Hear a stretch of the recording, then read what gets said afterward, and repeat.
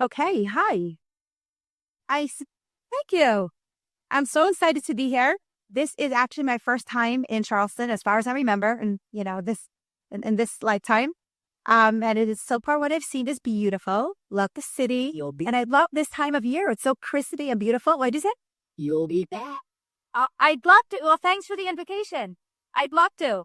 So far, so nice. And also the community. I've had the privilege of speaking to some of these beautiful women earlier today, and really beautiful community, beautiful people. You know, each place that I go to has its own flavor. So I'm starting to taste the flavor of Charleston. It's delicious. So really, really happy to be here with you.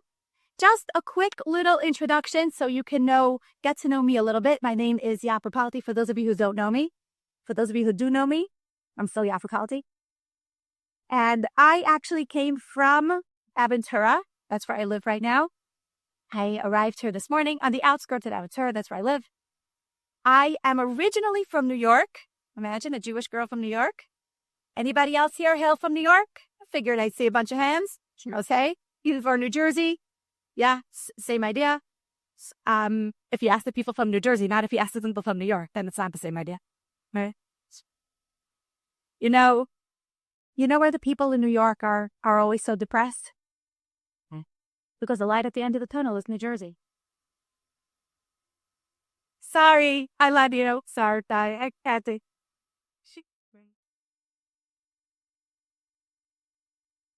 I say that with so much love. So I'm from New York. My husband is from Mexico, Mexico City. Anybody here from Mexico?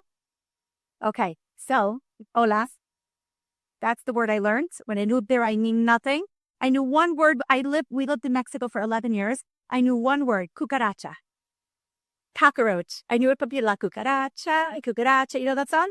I didn't know how inappropriate it was until I learned Spanish. Okay. So it was a very interesting match, actually. I'm a Jewish Ashkenazi girl from New York. My husband is a Jewish Sephardic guy, originally from Turkey, living in Mexico. It was a very interesting match. That sounded a little strange. Didn't make that much sense that we didn't have that much in common, actually, until we met.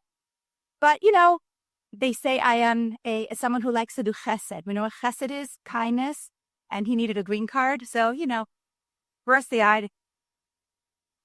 Now he actually is, he is a citizen. So, but it took a while. We didn't live in the States for a while. I actually thought I'd never lived in the States. And it was a difficult decision when I met him. That's a story for a whole other time. But, I was 21 years old, young girl. And really, he was so much of what I was looking for. But it was a difficult decision because I knew that if I married him, I was going to have to change so many things in my life. And I knew I probably wouldn't end up, I was never going to live in New York again. There was nothing for him in New York. And I figured I'll probably never live in the States because he has his whole life in Mexico or in Israel. We actually lived in Israel the first 7 years of our marriage. And it was a tough decision because I was going to have to leave everything behind me. I was changing all my customs from Ashkenazi to Sephardic customs, right? Actually, one custom that we have is we eat gefilte fish tacos. We try to have you? No, I know. I'm looking at your faces and you're like, do you really? No, we don't. Okay? We don't, actually. And don't even try them, okay? Don't. But thank God we have 5 kids. And we are now living in Miami. So long story, we did end up moving back to the U.S. We lived in Mexico for 11 years. We had a whole journey. We lived in San Diego for 3 years before moving to Miami. And now we are in Miami for the past 5.5 years. We are, thank God, married 26 years, happily married. Well, he's not, but I am. No, thank God we are. One of my qualifications for teaching this class today, for teaching about the concept of mikvah, which has to do with marriage, so that's one of my qualifications, right? With relationships and marriage. How do we manage to have that happy marriage that I just told you about? So we do something that is called marriage workshops. He works, I shop. Perka. right? Also, we have date nights twice a week. I go out Monday and Wednesday. He goes out Tuesday and Thursday. Perfect. That I recommend. No, thank God. It's a process. Relationships, our work relationships, our processes, and everything that we're going to be talking about today is a build-up and a lead-up to have the most beautiful, the most powerful, the most passionate relationships that you could actually have. This goes for any age and any stage. Okay, so we're going to get into all of that, but enough about me. Let's move on.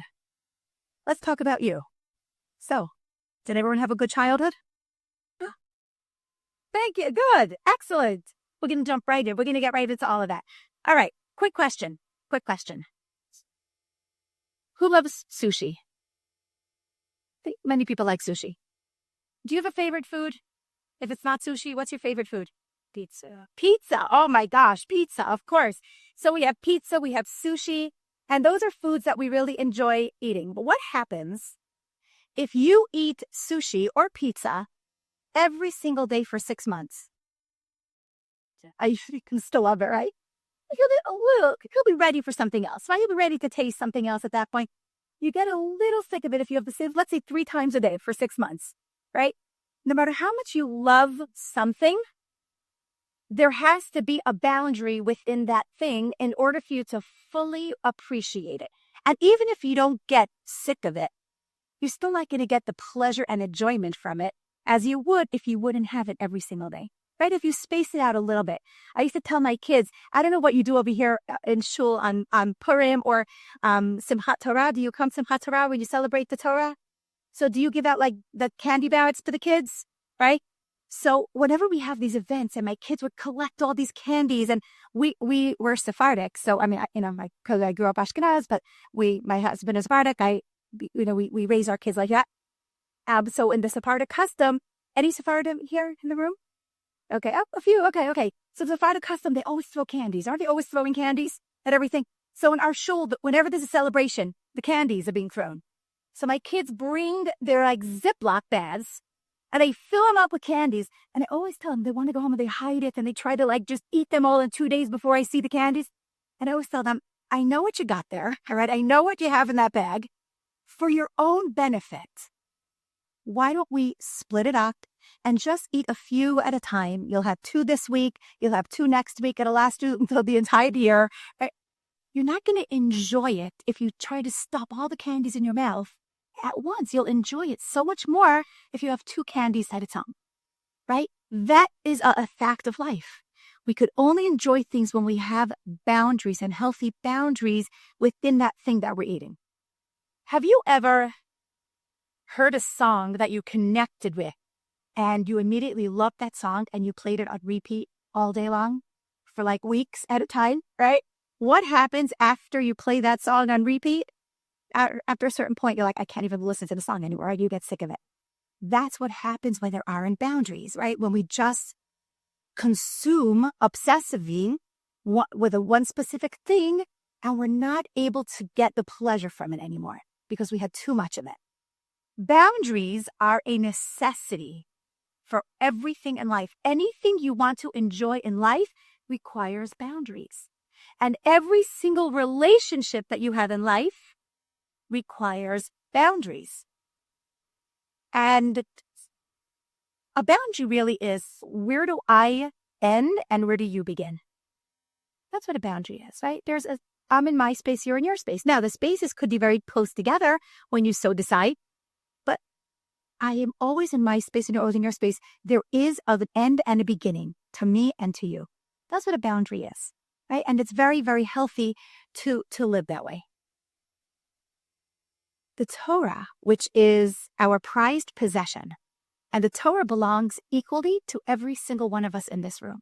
We all have an equal part in that Torah and it belongs to us. And it's our prized possession. It's really the secret to our immortality. It's the reason we're here today. Right? What's the reason the Jews survived? Every single generation, they've tried to destroy us. What's happening now is nothing new. It's nothing new. When people are surprised at all the anti-Semitism that's flared up, I can't believe it, in 2025, this is nothing new. This is part of who we are. And of course, that's not our topic for today to get into what's the basis of this and what's happening. It's just a fact, right? Every generation, they try to destroy us. Why are we still here? How are we still here? Is it the gefilte fish?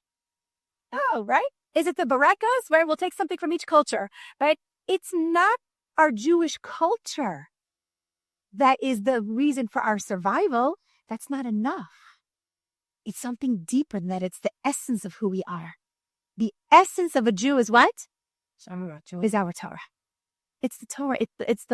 It's our guideline. It's our blueprint for life. That's what the Torah is. It's the essence of who we are. Do you know that the Torah is a book of boundaries? That's what the Torah is. It teaches us how to relate to people. Say this, but don't say that, right? Say this, but not at this time. Do this, but don't do that, right? Eat this, but don't eat that. Or you could eat this, but you can't eat it now. You could eat it later. It's all about boundaries because it teaches us how to have the healthiest life, the healthiest relationship with ourselves, with other people, in every area of. That's what the Torah is. It is a book of boundaries. And that's why actually the first recorded conversation between God and a human being was all about boundaries. The first recorded conversation was between God and Adam. And what did he tell Adam? Don't eat fruit. So it's so interesting. Yes, he said, don't eat from that tree, right? Don't eat from that tree. But what if you read the words in the verse, the way it was phrased is fascinating. The way it was phrased was God said, Adam, you are free to eat from all the trees in the garden except that one. Isn't that incredible? You're free to eat from all the trees in the garden except that one. You know why? Because boundaries create a sense of freedom. Now that you told me, now I know what I can do. Now I know I can eat from all the trees, but that's the one I can. As opposed to just saying, don't eat from that one. And then you're like, okay, but can I eat from that one? Okay, but where, but when? Boundaries, right? It creates this inner peace where I know where I stand. I know what I could do. I know what I can't do. And that leads us to our topic today. Because when we talk about mikvah and all of the mitzvot that come along with mikvah, which we'll hopefully get to soon, when we talk about this, we have to understand what this is. Why did God command us to keep the mitzvah of mikvah? Why do we have the mitzvah of the whole concept that mitzvah is under the umbrella mitzvah is called Taharat HaMishpacha? Have you heard of this phrase? Taharat HaMishpacha means family purity. What is the idea of family purity? Anybody know? Why were we commanded to keep this mitzvah? Anybody know? Okay, great. Now I can tell you. Why do we do any mitzvah? Why do we do any mitzvah? And if I go around the room and ask each of you to tell me one mitzvah that you keep that you really love, like your favorite mitzvah, I'm sure you will all have a favorite mitzvah, right? If you think about it, there's one thing that you probably all love doing. Why do you do that mitzvah? Right? Is it always, it's because it makes you feel good? Not always. Sometimes we do mitzvot that are hard for us. They don't really make us feel good, but we do them anyway because we know they're important, because we know that there's something we're supposed to do, so we do them. Not everything we do is guided by feelings. It's guided by making good decisions. It's guided by perspective. It's guided by knowing what is the right thing to do. The reason we do this mitzvah, the reason we do any mitzvah, who here lights Shabbat candles? Many of us, right? Shabbat candles. So how many people keep kosher? Many people keep kosher. Whatever mitzvah, we can go down the list. Okay? There's 613. The list is endless. Of all the mitzvah we do, why do we do them? We all do them for the same reason. There's one reason why we do every mitzvah. And that is what I like to call GSS. God said so. That's why it's pretty simple. God said so. That's why we do it. A woman in a talk I was giving last week, a woman said to me, she said, yeah, but the mitzvot, they're easy to do because because I asked the question, I said, who gets more reward? Someone who does something that they're obligated to do, or someone who does something that they're not obligated to do, but they just do it out of the passion of their heart? So people guessed that the answer was that you get more reward for doing something out of passion, not out of obligation, because you're doing it with your heart. But I see you think it's the opposite, right? And you're 100% right. You're 100% right. Actually, you get more, the Talmud teaches us, you get more reward for doing something that's harder for you, but you do it out of obligation, than doing something just because you want to and you're not obligated to do it. You know why? Because obligation activates what we call in Hebrew the Yetzer Hara, the evil inclination. Obligation activates resistance. When you're obligated, I remember when I was in high school, I remember one time I had this wild thought that I think it's time to clean my room. Okay? So I remember saying, all right, I got to get a handle on this. So I went up the stairs and I stood at my doorway. I looked inside my room and I said, all right, Yaffa, you got to clean up your room. A second later, my mother comes up the stairs behind me and she looked over my shoulder and she said, yeah, but you have to clean up your room. Guess what I did? I said, no, I don't want to. And I walked away. And I remember that feeling of like, what changed? What changed was now it's an obligation, right? Before it was my own desire to do it, right? So this woman said to me, this was just last week, she said, no, but mitzvot are easy to do, even if you're obligated, because you feel so good about, when you help another person, you feel I said, yeah, you're picking one mitzvah of helping another person. Is it always easy to keep kosher? It's not always easy. If you keep kosher and you go traveling, how many suitcases do you have to bring? One just of kosher food, okay? But it's not always easy. Shabbat is not always easy to keep, right? A lot of mitzvot are not necessarily easy because we are people.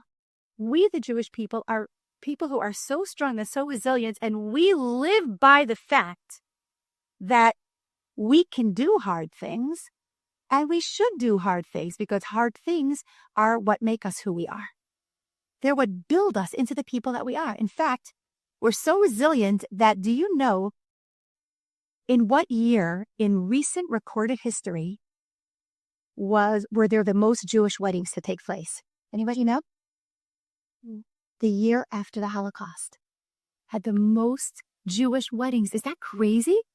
If you think about it, you would think that we would have been like, look, after everything that happened and all the people we lost, we don't want continuity. And we don't want, and we can't even bring it we can't even feel joy in getting, like, we could have had every excuse in the world to say, I really don't think we should continue. No, we jumped back up and we jumped back in and we said, we are going to rebuild the Jewish nation. And we do that again and again and again. It just doesn't stop. We are people who say, yes, this is hard, but we're going to get up and we're going to do it. We are a nation that took the yellow star and we turned it into a blue star, right? And we created the state of Israel after all of everything that happened to us. That's who we are. So when we understand what is the point of the mitzvot are not about making our lives easier necessarily.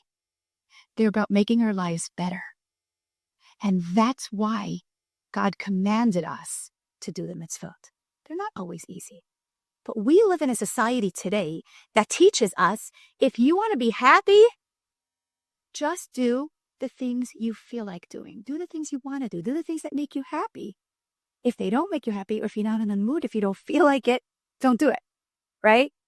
Do we recognize how this is terrible advice?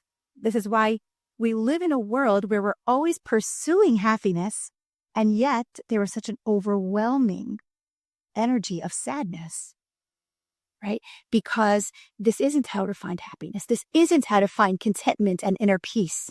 It's not about running to do the things you're in the mood of doing and neglecting the things you're not in the mood of doing. It's exactly the opposite. We find that contentment and we build ourselves up when we stand up and we say, this is hard for me, but I know it's the right thing. I'm going to do it anyway. How many people here who live at home with your families and have families that just seem to get hungry every single day and aren't content with the meal you made them yesterday? How many people here cook dinner for their families every day? Many of us, right? How many of us are in the mood of cooking dinner every single day for our families? You must be shy. You get there, you are. That's okay.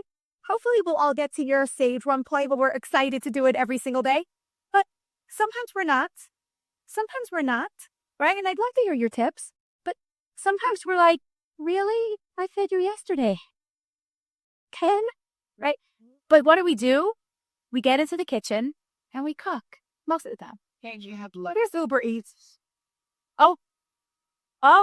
We have leftovers. Actually, I'm going to talk a little bit about leftovers soon. Hopefully we'll have time to get to this. So much I want to say. We're going to talk about leftovers for sure. You can have leftovers. I just out of the phone with my husband. He called me just a few minutes ago. He said, what are we doing for dinner tonight? I said, leftovers. Okay. And I even told him you don't even have to serve it the same way. We have chicken. I said, you can shred it and serve tacos tonight. Okay. But you could fix it. We'll talk about leftovers soon. But the idea is what happens, we're not always in the mood of cooking dinner for our family, but we know that if we decided to have this family, we do have to take care of them, right? And we're probably going to get ourselves in the kitchen and make dinner. How do you feel once you're standing in the kitchen that you already started making dinner? You're totally fine. It's just getting there that sometimes is right? And then you feel good about yourself. You serve them. They ate nutritious food. You feel good about yourself. We feel good about ourselves and we feel happy and content when we do the things that we know we're supposed to do and not just do the things that we're in the mood of doing. It has the opposite effect. And that is why God gave us the mitzvot as a way of connecting. He gave us the mitzvot as a way to teach us how to have the most meaningful and the most fulfilled life that we could possibly have. Because the mitzvot teach us boundaries. They teach us self-discipline. They teach us self-control. They teach us, oh, you want to eat that? Sorry, you can't. Okay, I can't right now, right? You want to say that? It's lashon hara. You know what lashon hara is? Gossip, right? We'll speak negatively about others. You want to say the juiciest piece of gossip. God says, sorry, you can't. And we have to control ourselves, right? And we can go on and on. Again, there's 613 of these where we, sometimes you want, and we control ourselves. The greatest value that we can adopt is the value of self-discipline, because self-discipline is what builds our self-esteem and our self-confidence. And I'll tell you what I mean, okay? Anybody here watch Netflix?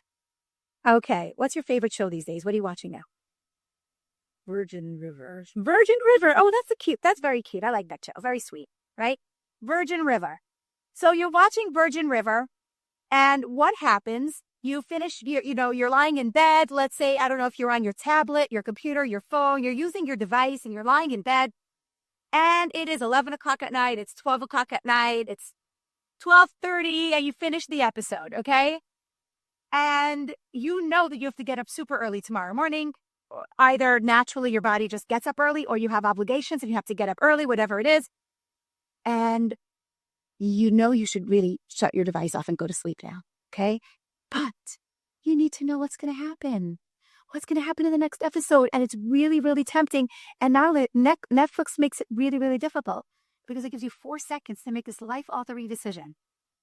Will I let it roll over into the next episode or will I shut it off and go to sleep? And by the time you finish figuring it out, you're in the next episode, okay? Yes. And then what happens? You watch the next episode. And then the next episode. And before you know it, it's 3 o'clock in the morning, right? Yeah. And then you wake up at 6. And how do you feel? Exhausted, okay? Physically, you feel exhausted. How do you feel emotionally? Emotionally, you're like a little annoyed at yourself, right? But come on. Did Virgin River have to control me? I couldn't control it, right? Really? I could have just shut it off and wait till the next day to continue watching the next episode. But in the moment, it's really tough to make that decision. They're head versus heart decisions, right? And you could really insert any example here, all right? You're in the mood of a late night snack, all right? So you go to the kitchen. What's the first thing you do? Open the fridge, right? We seem to open the fridge. We feel like all the answers to our life's questions are going to be in the fridge. We're always opening the fridge. What's in here? Same thing as an hour ago, right? Nothing new. Oh, okay. So nothing in the fridge. So you open the freezer. You find the ice cream, right? So we take some ice cream. Nothing wrong with taking ice cream. But you take some more ice cream. And then you take some more. And before you finish, before you know it, the whole thing is gone. Right? How do you feel about yourself in the morning? First of all, physically, you don't feel good. You're like, just ate a tub of ice cream. Right? But emotionally, why didn't I just serve myself a little bowl and put the rest away and go to bed? Right? Why did I do that? You don't feel good about yourself. When you don't have self-discipline, you don't feel good about yourself. Even if you're gossiping is so juicy, isn't it? Oh, you have the perfect thing you're going to share with somebody right now. Do you feel good about yourself after you say it? Whenever we speak negatively about another person, we never feel good about ourselves, right? We're like, maybe I shouldn't have said it that badly. Maybe I could have, said it a different way. When we don't control ourselves, something else or someone else will control us. That's how it works. That's life. Something or someone else. Either will be controlled by society, will be controlled by our environment, will be controlled by our desires, will be controlled by our insecurities, by our, low self-esteem. Anything will control us if we don't control ourselves. And when we learn the power of self-discipline, of self-control, there's nothing like it. Nothing like it. When you make a good decision, when you say, well, I want to do this, I'm tempted to do it, or to eat it, or to say it, or to watch it, or to, stay up late, whatever it is, but I know I shouldn't. This isn't the right thing. This isn't a healthy decision for me. And you stop. There's no greater feeling in the world, right? Oh, this was the best decision. I want to respond to someone. I want to yell at someone. I want to get angry and, say all the things that I know I'm going to regret in 5 minutes. And I don't say it. How do you feel about yourself? There's no greater feeling. And that's why God gave us the mitzvot as a way to develop self-discipline and self-control. To say, yeah, I want to do this, but a minute, GSS. God says so. God said I could. God said I can't. I need to figure this out. Why did he tell me to do this? What's in it? What's the benefit in doing this mitzvah? And we needed this entire introduction of mitzvot to understand the mitzvah of mikvah. Now, you're all familiar with the word mikvah, right? You've heard this word many times. Congratulations on building a new mikvah in the city. It's a beautiful, beautiful mitzvah. And as the rabbi mentioned earlier, that it's so important that it even comes before building a shul. And I know you already have a beautiful mikvah, a mikvah that exists in the city. And now you have an opportunity to have one that's closer and a new one. And it's just a very, very special thing to do. So it really requires a mazal tov. So I'm going to wish you all a mazal tov on this new project. But so you've heard the term, you understand the concept, but what is it? What are we doing exactly? What is so special? Why is mikvah one of these mitzvot? It is here to enhance our lives. Remember, I said mitzvot are not always they're not here to make our lives easier necessarily, but they're here to make our lives better. In so many ways, they're here to enhance our lives. The idea of mikvah is about, and again, it comes under the umbrella of family purity, and it is here to create a cycle of separation and unity within your marriage, within your relationship, to bring a new level of excitement and passion into your marriage. Okay? It's a brilliant concept, because if you read through psychology journals and there are old articles that I actually have them all printed out with me. If anybody wants, I'm happy to guide you where to find them. You see therapists recommending to their clients that are struggling in their marriage, and it says straight out in these articles, they're not written by Jewish people. I recommend you follow an old Jewish tradition of separating for 2 weeks of the month and then reuniting with your spouse. It will reignite the passion in your marriage. And I read these articles and I'm like, the Torah is brilliant. Like, we knew this way before. And that's why God wants us to do this. It's so healthy for your marriages. It's so healthy for your relationships. Now, if a person is going to say, well, yeah, technically I understand, but in my particular marriage, it's not, because my love language is physical touch. And I always want to be with my husband. So for me, it's not going to. Here's the thing. That's why I preface this by saying the main reason we do mitzvot is why?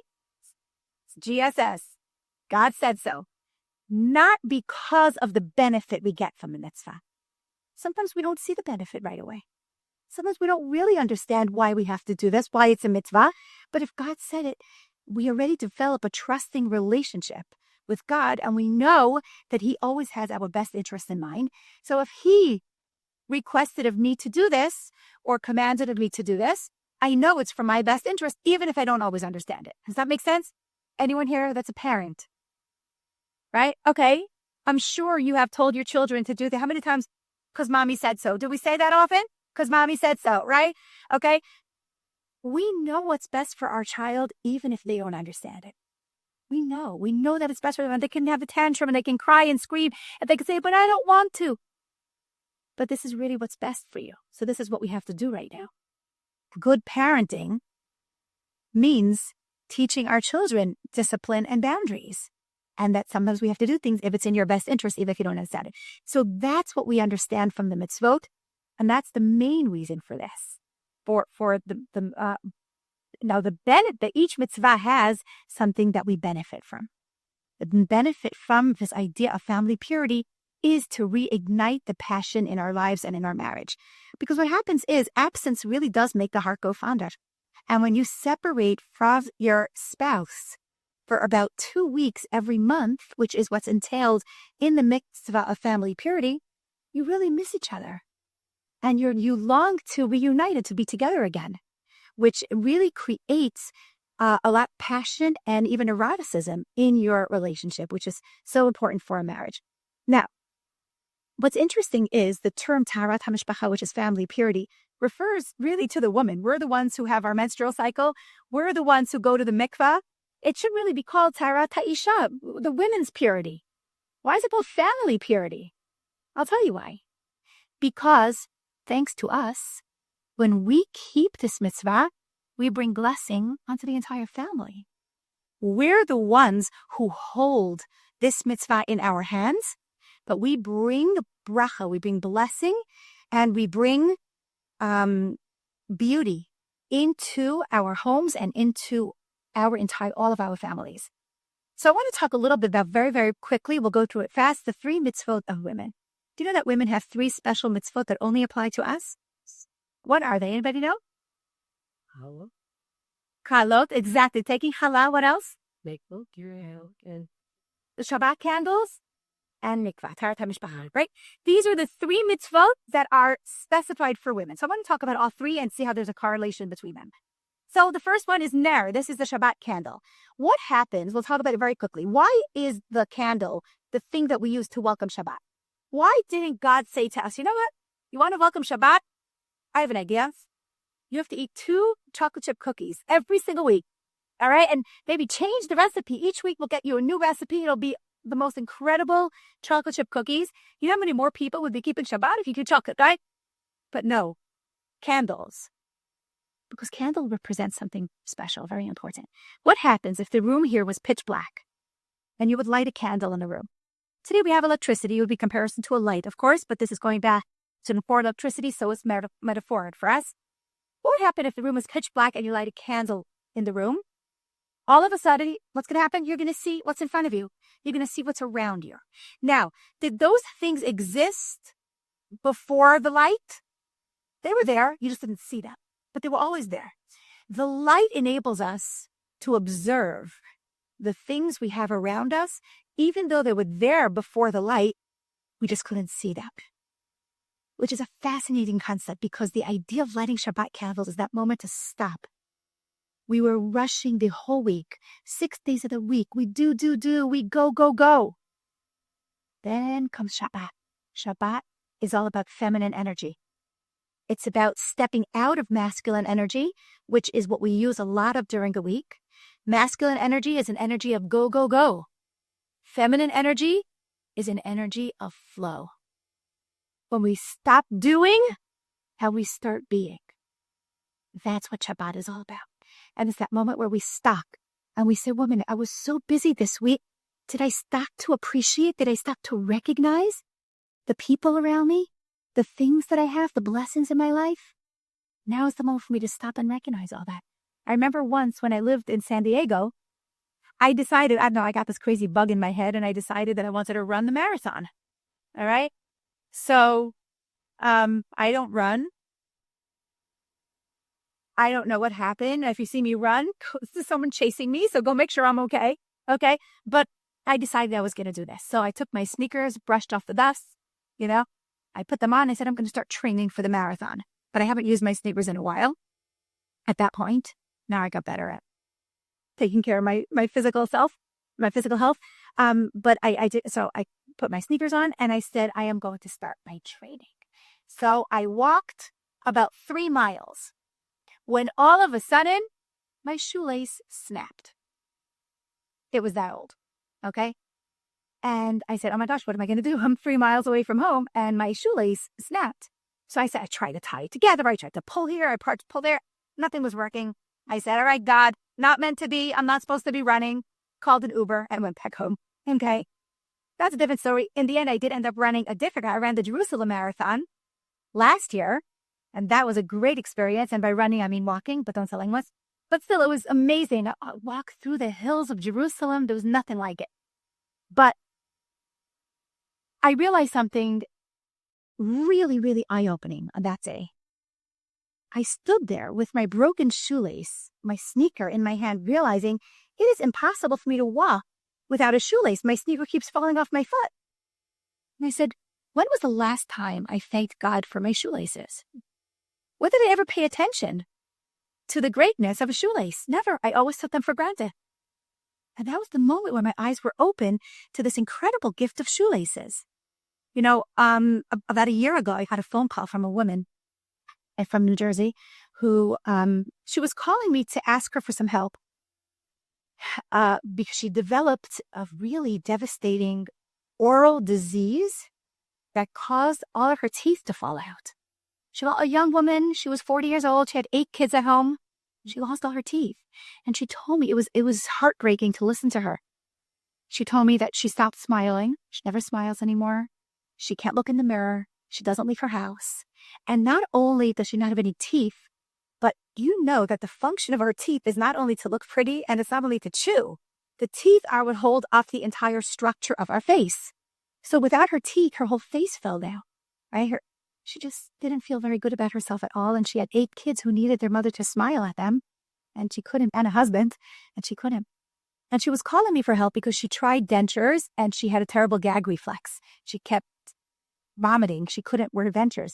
So she needed teeth implants and they were very costly. So she was asking me if I could use my platform to help raise money for her, which I did, but that wasn't the point. The point was I hung up the phone with her and I said, when's the last time I thanked God for my teeth? I don't think I ever did. I brush them every day. I try to take care of them. I make sure there's no lipstick on them in the morning, But did I ever thank God for I don't think I ever once thought about the gift of teeth. And I think we can go on and on about this with so many things in life and so many people. Sometimes the people that are closest to us are the people that we neglect the most, right? And that's what the Shabbat candles are all about. It is the superpower of a Jewish woman to stand and recognize the people around her, the things around her, and say, oh, wow. Thank you. Thank you, God, for all of the blessings in my life. So that's the idea of lighting Shabbat candles. It's this gratitude. It's the recognition of the things we have in life, of the people around us. That's what we do. And that's why it's our special mitzvah. Because when we read through, anybody familiar with the poem of Eshet Chayil? Right? Eshet Chayil, the most beautiful poem that is specific for the Jewish woman. Anybody here gets serenaded Friday night with Eshet Chayil? There's a tradition for husbands to sing this to their wives. I always tell my husband, you got to sing for your dinner, how to sing for your food. Come on, right?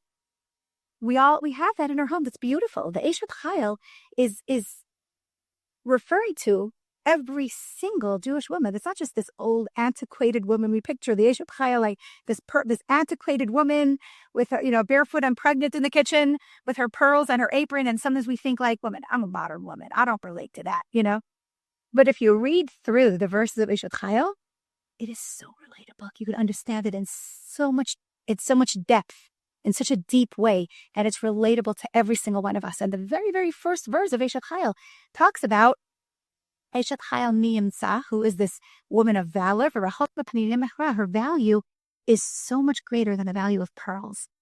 And you read this and you're like, wow, that's what they think of me? You're greater than pearls? But if you're anything like me, you read it again and you're like, one second. You're telling me how great I am. You're comparing me to a pearl? What about a diamond? Hello? Right? Our best friend? A diamond? Why you compared me to a diamond? So that it made me think for a minute, what is the difference between a diamond and a pearl? How are the two of them made? Anybody know? How is a diamond made? So what's your face? Okay, we all know a diamond is made under pressure, right? We all saw that meme, right? A diamond is made under pressure. But so what's the process? There is a slab of stone. Clearly, I'm not an expert in making diamonds. I'm an expert in wearing them. Thank you. But there's a slab of stone. And somebody, the people who know what they're doing, they come and they take the slab of stone and they know how to cut and they know how to polish and they put the pressure and they do all the things. And then they have a bunch of beautiful, magnificent diamonds. They're beautiful, right? How's a pearl made? Or guess until the oyster. A pearl is made by an oyster swimming in the sea, minding its own business, when suddenly a grain of sand gets stuck underneath the shell of the oyster. Now, it could be 1 grain, 2, 3, 4 grains of sand. It can all be piling up under the shell of the oyster. Now, why does the oyster have a shell in the first place? Because it's very delicate underneath. There's no skin. It's just veins and whatever else it has under there, right? So if there's a piece of sand caught under the shell, how does that feel? It's uncomfortable. It's painful. It's itchy. It's irritating. It's painful, right? It doesn't feel very good at all. So what does the oyster do about it? You know what the oyster does? The oyster becomes a poet. And the oyster recites poetry. I'm going to tell you the poem of the oyster. Are you ready? The oyster says, if I can't remove it, I'll improve it. That's what the oyster says. If I can't remove it, I'll improve it. This is what I got. This is what happens. This piece of sand under my shell. I'm going to take that piece of sand that's irritating and painful and itchy and annoying, and I am going to turn it into the most beautiful pearl. That is our superpower, and that's why we, Jewish women, are compared to a pearl, because we can take anything in life. Anyone here ever be disappointed? How many times today were you disappointed? Right? We have a lot of disappointments in life. So many things don't go our way. We don't live exactly the life that the plan A that we had written on our list. This is exactly what's going to happen and when it's going to happen and with whom it's going to. Of course not. Because then life happens. And God sometimes has a different list than we had. And our list doesn't always match God's list. Our superpower is to say, I got these grains of sand. They're annoying. They're disappointing. They're painful. They're challenging. But I have the power to take them and to turn them into beautiful pearls. That's the ner, that's the kesa. The power that we have. Now let's move on to challah. Challah is the other mitzvah that we have. Now, anybody know the root of the word challah is what? What? Portion. Chol. The word chol. What does chol mean? And Okay, so chol has two meanings. First, it has sand, which is connected to what we just spoke about, the sand, right? What else? unholy. Unholy? Unholy. Unholy? Is that what chol means? Unholy. You mean like regular, like weekday. No, anywhere. Not kadosh. Exactly. I'm sorry, I didn't hear what you said. Unholy, not holy, she said, meaning who said regular, weekday, or secular. Chol, to put all of those words together, means ordinary, mundane, right? It's not special. Like, for example, Yom Chol in Hebrew means a weekday, as opposed to Yom Shabbat, which is, we know, a holier day, right? Chol HaMoed are the days of the Chag, of a holiday, that are in between the main holidays, right? It's the ordinary, the mundane. And Challah means we take the Chol, which is the ordinary, and we add a Hey to it. What does Hey symbolize in Judaism?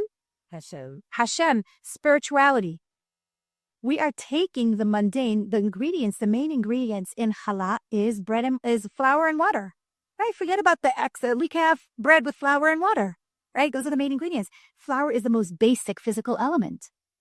Water is the only physical element that actually comes from heaven. So it has the essence of it is spiritual. So we take the flour, we mix it with water, we let it rise. And that means we are taking the things that are the most basic, that are ordinary, and we make them extraordinary. We have the ability to take all the things in our lives, to take the people that we're closest with, our husbands, our children, the people that we love the most. And when we light the candles, we focus on the people.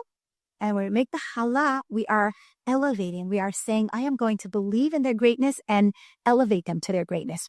We have the ability to take the ordinary and make it extraordinary. That's what challah is. So that's ner, the candle, and that's challah. Now we're going to get to nida, which is the third mitzvah of women. And we were building up this whole thing just to get to this powerful point. What is nida? Nida, this idea of separation between the spouses. When a woman is what we call in Hebrew a tme'ah, which we translate in English to mean impure, but it's not a great translation. It's all we got. Okay? But it's not a great translation. Because when we hear the word impure, what do we think? What goes through your mind when you hear the word impure? Dirty. Dirty. You think of dirty. What? Is it leprosy? Leprosy. Right? We think of things that are just dirty and gross. But it has nothing to do with physical cleanliness or lack of cleanliness. We're talking about things in the spiritual realm. When we say the words tum'ah and tahara, which means purity and impurity, which is how we translate them, these are spiritual concepts. You could be the cleanest person in the world, and you can still fall into the category of a tme'ah, which is an impurity, spiritually impure, when you have your menstrual cycle. So I want to talk about that a little bit. What does that mean? Because sometimes it sounds a little negative, and it sounds a little bit like how does a woman become impure? But it's not at all. It's actually exactly the opposite. What is the greatest source of purity in this world? Anybody know the greatest source of purity? Life. Right? When a person brings life into this world, we're looking at a brand new life over there, right? We bring life into the world. We're bringing purity into the world. We know that when something has movement in it, right? Then we know it's alive. What's the proof that something's alive? When there's movement, right? That is the greatest source of purity in this world. If that's the case, what is the greatest source of impurity? They would be a lack of life or loss of life, right? That would be the greatest source of impurity. So we know that life equals movement, and death or lack of life equals stagnation or stuckness. When you feel stuck in life in any area, even emotionally, you feel stuck, you don't feel alive, right? You don't feel alive. You're not full of life because you're in a rut. It's mundane. Everything is just happening over and over again. And when we live our lives in those ruts, usually it's because we're living our lives in a circle. And everything just happens again. Oh, it's another birthday. Oh, it's Rosh Hashanah again. Oh, it's, and everything goes round and round and round. We kind of fall into this rut. We fall into this stuckness because there's no movement. Life is not about living in a circle. Yes, sure, it comes around again. But every time we should be a level higher. Life is about living in a spiral. And we come around again, we're higher and higher and higher, right? There's more evolvement in life. That's the idea of life. It's about movement and growth. And that's what we're experiencing when we understand this concept of tuma and tahara, purity and impurity. A symbol of life is movement. And this means, I want to go through very quickly the times in a woman's life that she becomes, or anyone's life, by the way, what impurity is, and then we'll get specifically to women. So there are a few times in life that we are considered impure, both men and women. Okay? And what would that be? First of all, leaving a funeral. What do we have to do when we leave a funeral? Or we wash our hands, right? Or a cemetery? We wash our hands. Why is that? Because we are in close proximity with death, which is impurity because it's not life. So we have to wash our hands. And again, why do we use water to purify us? Because water has the spiritual element because it comes from above, right? So we use the water to purify us because we have just been in close contact with death. Another time that we are impure and we need to wash our hands with water to purify us, every morning when we wake up, right? You're familiar with that? We wash our hands, we call metilat yadayim in the morning. Why is that? Because death is considered 1/60th. Sleep. It's considered 1/60th. Okay. When you're asleep. And every morning, God regifts you with your soul. And he gives it back to you so you can have another day. Right? So that's an incredible thing. But we were in close proximity with that. We wake up in the morning, we wash our hands. Okay? Now, another example of this is when a woman has her menstrual cycle. Why is she considered impure when she has a menstrual cycle? It's mourning life. What? It's mourning lack of life. Exactly. Because she is mourning the loss of potential life. There could have been a life that was conceived this month, but there wasn't. So she has now been in close proximity with this loss of life, loss of potential for life. So that renders her a tme'ah, which is what we're calling impure.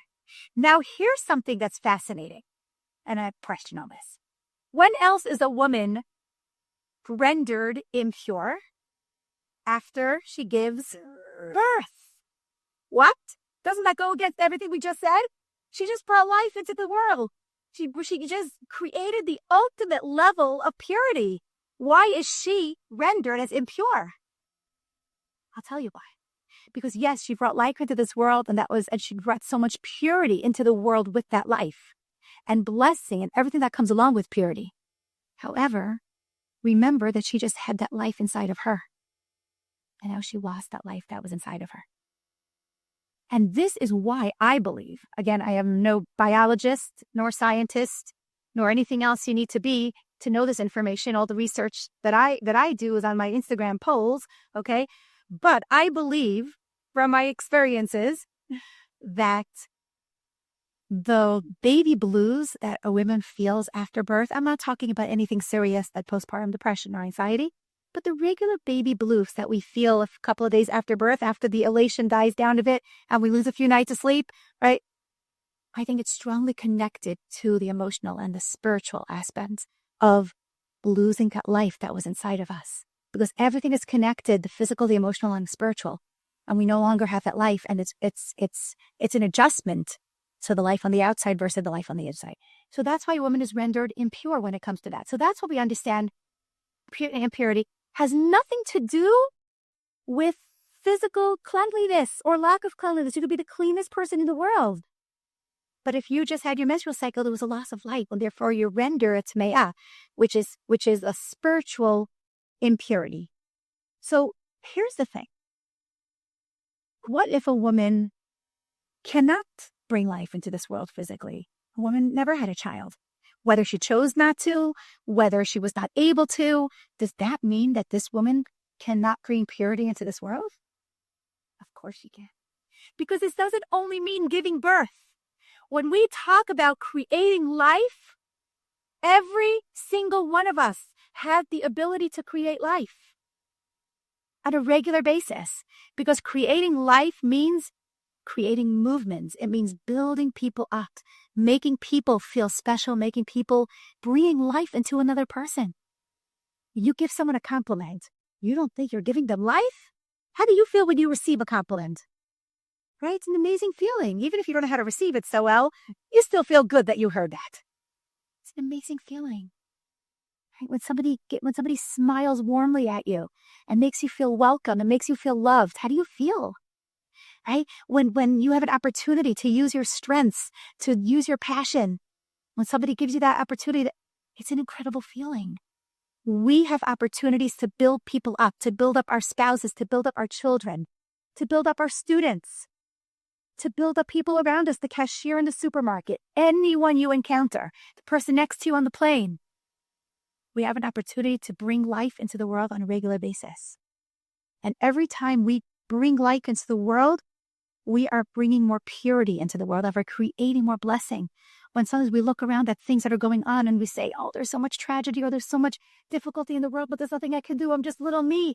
I'm not in the government and I can't make big decisions. And what can I do? You know what we can do? You know how God runs the world? God runs the world as a reaction to what we put into the world. So if we put purity into the world, God reacts with purity back into the world. But if we're putting impurity in the world, if we aren't nice to each other, and if there isn't kindness, and if there's all that negativity, then that's the reaction that's going to come out in the world as well. So we have this opportunity, and as women, this special mitzvah of bringing more purity into the world. And that's what's so special about the mitzvah of mikvah. Every time we go to the mikvah, we are bringing more, the ultimate level of purity into this world, because the mikvah, and we're going to finish up with this because I know it's getting late. We're going to finish up, but we'll tie it all together. The mikvah is about renewal.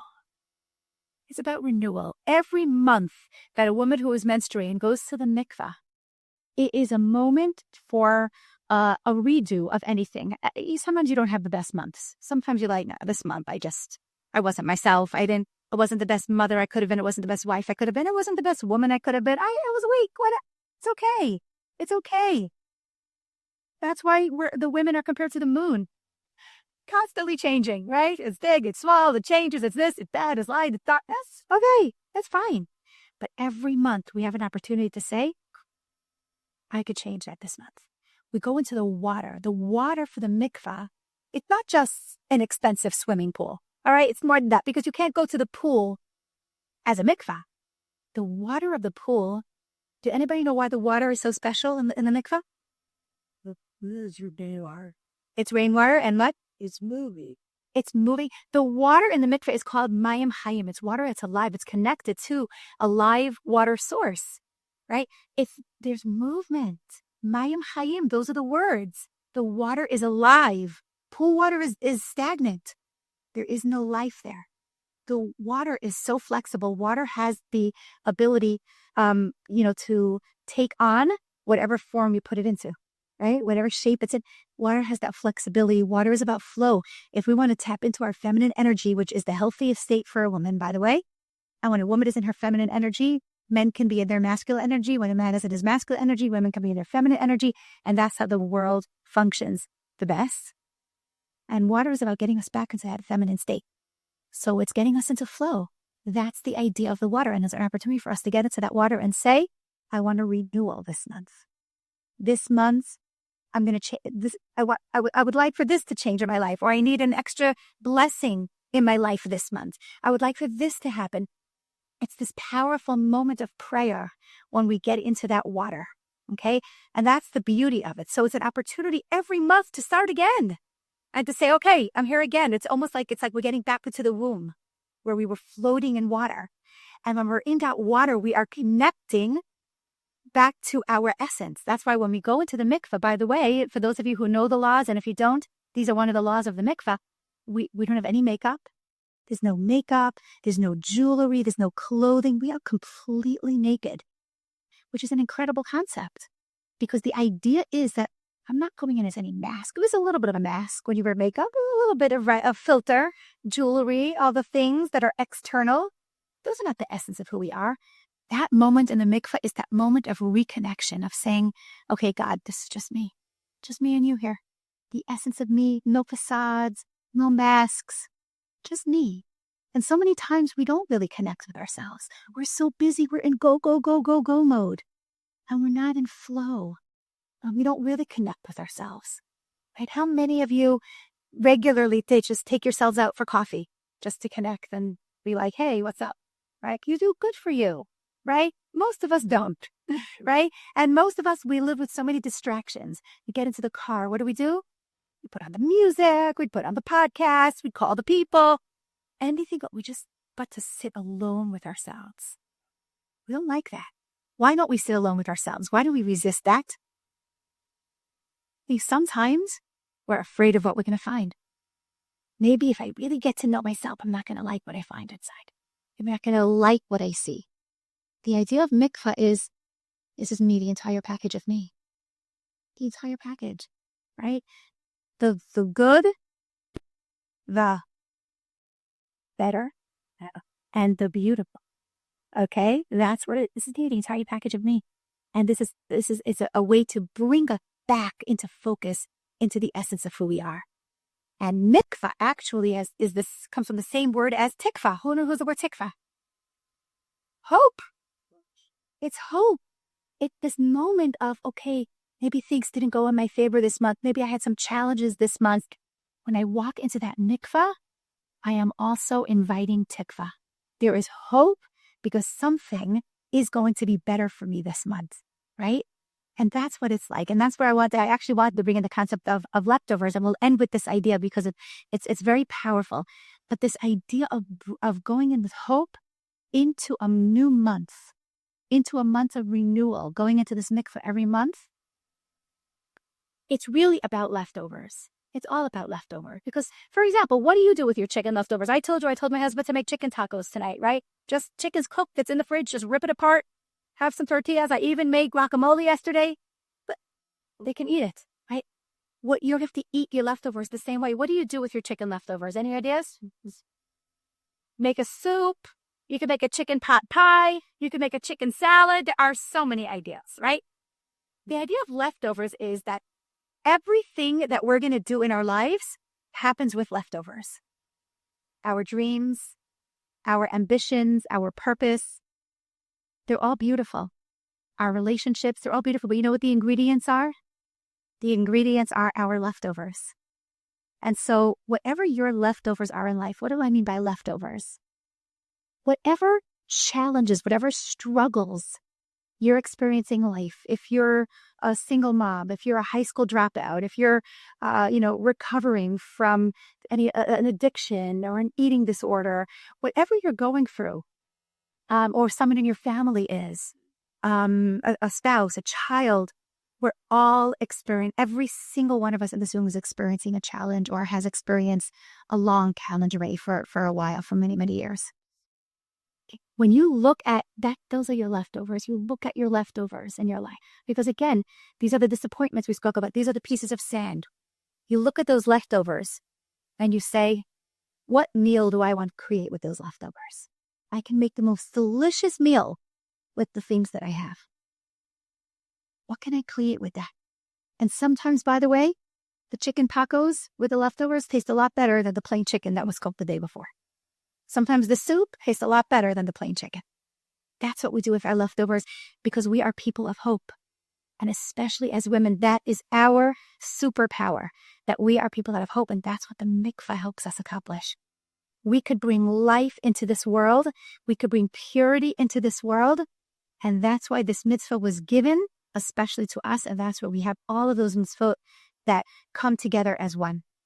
So let's have that in mind. And this goes for people who are still young enough to go to the mikvah every month. Of course, you have this opportunity for the renewal, to get into your feminine energy, which, by the way, again, I wish we had more time and I could talk all about the importance of feminine energy versus masculine energy in your marriage, in your relationship, because we have to get into feminine energy and the mikvah helps, but we're going in no barriers, no masks, just with our authentic selves. And that's the whole idea. Now, for those of you who are past that stage, okay, we're going to end with this. Those of you who are past that stage, it's just important that you know that we are in this world for experiences. Everything here is about experiencing life. We are spiritual beings who are in this world for physical experiences.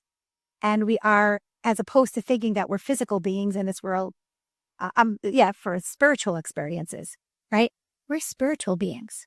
And everything that we're here, even though we live in a physical world, but the only way for our souls to feel content, which means the essence of who we are to feel content, is when it has all of those experiences with it. So for anyone, yes, we're going to later watch a video now. So for everyone who is no longer in the stage of life where you could experience this biologically every month, you could experience this once in your life, just so your soul feels that satisfaction of saying, I did that. Don't you have a bucket list of things you're going to go once in your life? You're going to go travel there, you're going to travel there, you're going to do this, you're going to do that. Going to the mikvah is on that bucket list because this is what your soul wants to experience at least once in your life. Okay, so you have that opportunity. And that being said, you're going to watch a video now where you'll be able to see a lot more of that. So that's all for now. Thank you so much. I'm sorry, we got a little over, Kai. group. Could I carry the ones from Linda? I'm sorry. You could carry them for another hour. Thank